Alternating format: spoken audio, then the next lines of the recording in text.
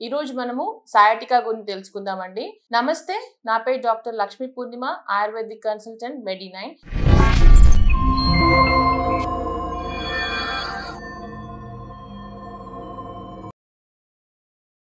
Sciatica అంటే నార్మల్గా మనము డైలీ చాలా వరకు ఈ పెయిన్ ఎక్స్పీరియన్స్ చేస్తున్నారని చెప్పి చాలా మంది దగ్గర వింటుంటాము.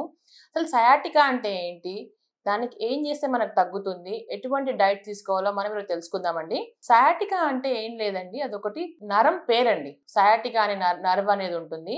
అది మనకి ఎప్పుడైతే ఇరిటేట్ అవుతుందో లేదా కంప్రెస్ అవుతుందో మనకి సయాటిక్ పెయిన్ అనేది మనము చూస్తుంటాం అనమాట.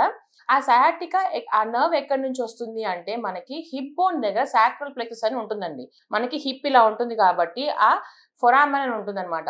ఆ సాక్రల్ ఫొరామెన్ నుంచి మనకి ఈ సాక్రల్ ప్లెక్సస్ ద్వారా ఆ నర్వ్ అనేది మనకి వెనక నుంచి కిందికి మొత్తం కాళ్ళ వరకు, మొత్తం పాదం వరకు అది స్ప్రెడ్ అయి ఉంటుంది అనమాట. మన బాడీలోనే థిక్కెస్ట్ అండ్ లాంగెస్ట్ నర్వ్ అనేది సయాటిక్ నర్వ్ అండి. ఇది 2 సెంటీమీటర్స్ విడ్త్ ఉంటుంది అనమాట లాంగ్ గా. ఇలా ఉన్నప్పుడు ఏంటంటే మనకి సయాటిక్ నర్వ్ కంప్రెస్ ఎందుకు అవుతుంది, సయాటిక్ నర్వ్ కంప్రెషన్ ఎందుకు అవుతుంది అంటే మనకి డిస్క్ బల్జెస్ ఉన్నా కూడా, డిస్క్ హెర్నియేషన్ ఉన్నా కూడా, డిస్క్ ప్రొలాప్స్ ఉంటే, మళ్ళీ ఏంటంటే స్టీనోసిస్ అంటే దాని స్పేస్ వచ్చి తగ్గిపోవడం అనమాట. అలా డిస్క్ స్టీనోసిస్ ఉన్నా కూడా, మళ్ళీ ఏంటంటే ట్రామా, ఎక్స్టర్నల్ గా మనకి ఎటువంటి ఇంజురీస్ ఉన్నప్పుడు కూడా మనకి ఈ సయాటిక్ నర్వ్ అనేది కంప్రెస్ అనేది అవుతుంటుందండి. నార్మల్ గా ఇది ఎంత వరకు ఎక్స్టెన్స్ లో మనకి ఉంటుంది అనేది చూసుకుంటే మనకి స్పైనల్ బోన్ లో L4, L5, S1, S2, S3 and S4 ఇవన్నీ కూడా మనకి ఆ స్పైనల్ నర్వ్స్ నుంచి వచ్చే ప్లేసెస్ అనమాట. ఇలా వచ్చినప్పుడు ఏంటంటే చాలా మందికి ఈ సయాటిక్ పెయిన్ వచ్చినప్పుడు ఓన్లీ ఒక సైడ్ మాత్రమే వస్తుందండి. ఈ సయాటిక్ నర్వ్ రెండు పక్కల ఉంటుంది, కానీ పెయిన్ అనేది ఎప్పుడు కూడా ఒక సైడ్ మాత్రమే మీకు కంప్రెస్ అయ్యి ప్రాబ్లం అనేది వస్తుంటుంది. ఈ పెయిన్ వచ్చిన వాళ్ళలో మనం మెయిన్ గా చూసేది ఏంటి అంటే కాళ్ళు లాగడం అండి.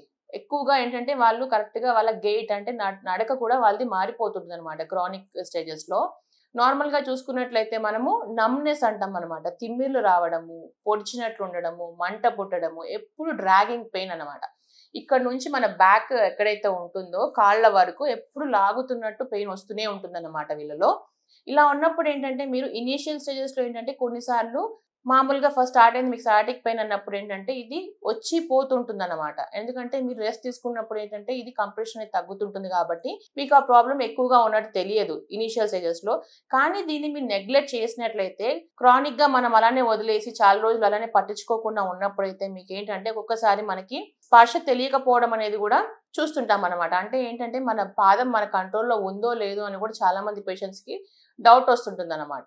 కాబట్టి ఎటువంటిది ఇలా ఉన్నప్పుడు ఏంటంటే మీరు దగ్గరున్న డాక్టర్ కన్సల్ట్ అవ్వడం అనేది బెటర్ అండి. కాబట్టి దీనికి రూల్ అవుట్ చేసుకోవాలి, మనకి సయాటిక్ పెయిన్ ఎందుకు వస్తుంది అనేది కూడా మనం చూసుకోవాల్సి వస్తుంది. కొన్నిసార్లు ఏంటంటే యూరిన్ ఇన్కాంటినెన్స్ కూడా చూస్తుంటాం అనమాట వీళ్ళల్లో కొంతమంది పేషెంట్స్ లో. మనకి బ్యాక్ పెయిన్ కి సయాటిక్ పెయిన్ కి చాలా వరకు మీరు తేడాలు తెలుసుకోవాలండి. చాలా మంది ఏంటంటే ఇలా లాగుతుంది, వెనక నుంచి ఇట్లా లాగుతుంది, ఇది నడుము నొప్పి ఏమో అనుకుంటుంటారు. అలా కాదు. సయాటిక్ పెయిన్ అంటే ఏంటంటే మీకు కంపల్సరీ మీ లో బ్యాక్ నుంచి ఒక సైడ్ ఏదన్నా కూడా మొత్తం part up to me foot వరకు అనమాట ఆ కాళ్ళు అనేది లాగుతూనే ఉంటుంది. దాన్ని మనం సయాటిక్ పెయిన్ దగ్గర తీసుకుంటాం అనమాట. అదే మనం ఆయుర్వేదంలో చికిత్సా విధానం తీసుకున్నట్లయితే మనము ఇంటర్నల్ మెడికేషన్స్ అనేవి మనం ఇస్తుంటామండి, క్రానిసిటీ ప్రకారం అనమాట వాళ్ళ ఇది చూసి. దాంతో పాటుగా మనము పంచకర్మ ట్రీట్మెంట్స్ కూడా ఇంప్లిమెంట్ చేస్తుంటాం అనమాట చాలా వరకు. దీంట్లో మనం ఏం చేస్తామంటే కటివస్తి అనేది మనము ఇంప్లిమెంట్ చేస్తాము. మళ్ళీ లేపన కర్మ అంటాం అనమాట. ఆ లేపన కర్మ అంటే ఏంటంటే సర్టన్ మెడికేటెడ్ పేస్ట్ మనము పర్టికులర్ పార్ట్ లో కొంతసేపు అప్లై చేసేసి దాని తర్వాత వాష్ చేసేస్తుంటాం అనమాట. దీంతో పాటు మళ్ళీ మాత్రావస్థ అనేది కూడా మనం ఇస్తుంటాము. చాలా మంది అనుకోవచ్చు ఇవన్నీ ఎలా పనిచేస్తుంది అంటే, మనం ఏదైతే మెడిసిన్ కానీ ఆయిల్ కానీ ఏదైతే మనం ఆ పర్టికులర్ పార్ట్ పైన మనము అప్లై చేస్తుంటామో అప్పుడు ఏమవుతుందంటే మన స్కిన్ లో ఉన్న పోర్స్ వల్ల ఆ మెడిసిన్ అనేది అబ్జార్బ్ అయిపోయి క్యాపిలరీస్ కి వెళ్ళి ఆ టిష్యూస్ కూడా నరిష్ చేసి ఏదైతే మీకు ఇంప్యూరిటీ అనేది ఏదైనా ఉందనుకోండి దాన్ని బయటికి తోసే ప్రక్రియను చేస్తుంది అనమాట. ఇలా ఆ మెడిసిన్స్ అనేవి మీకు పనిచేస్తుంటుంది. ఇటువంటి వాటి గురించి ఇంకా మీకు తెలుసుకోవాలంటే మెడి9ని సంప్రదించండి. Thank you.